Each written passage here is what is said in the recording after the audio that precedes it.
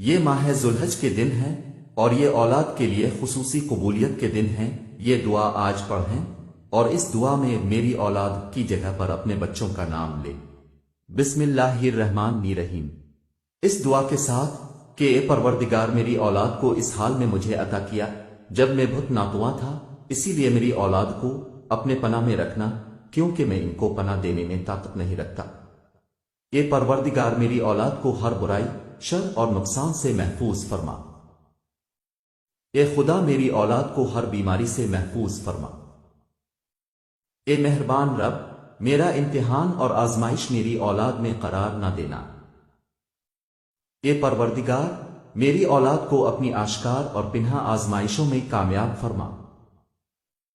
اے رب کریم میری اولاد کو اپنے صالحین میں سے قرار دے اور میری اولاد کو دین و عبادت و اخلاق میں بہترین لوگوں میں سے اور زندگی میں سعادت مندوں میں سے مقرر فرما۔ اے پروردگار میری اولاد کو حلال کے ذریعے حرام سے روک دینا اور کرم الہی سے اپنے سوا کسی کے محتاج نہ کرنا۔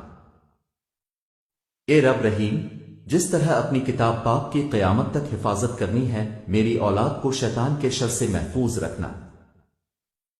اے مہربان رب اپنے پاکیزہ ترین بندوں کے ساتھ دوستی اور قرب اور اپنی ذات پر توکل میری اولاد کو نصیب فرما۔ اے پروردگار وہ تمام بیماریاں جو روح و جسم کو نقصان پہنچاتی ہیں میری اولاد سے دور فرما اور اپنے ارادہ خیر کے ذریعہ مجھے توفیق فرما کہ میں اپنے بیٹے کے لیے بہترین امیدیں اور آرزویں کروں اور ان دعاؤں کو قبول فرما۔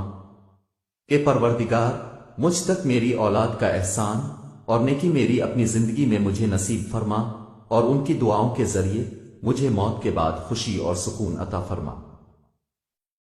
اے رب، اے رحمان، اے رحیم میں اپنے بچوں کو جو میرے جگر کا ٹکڑا ہیں تیرے سپرد کرتا ہوں۔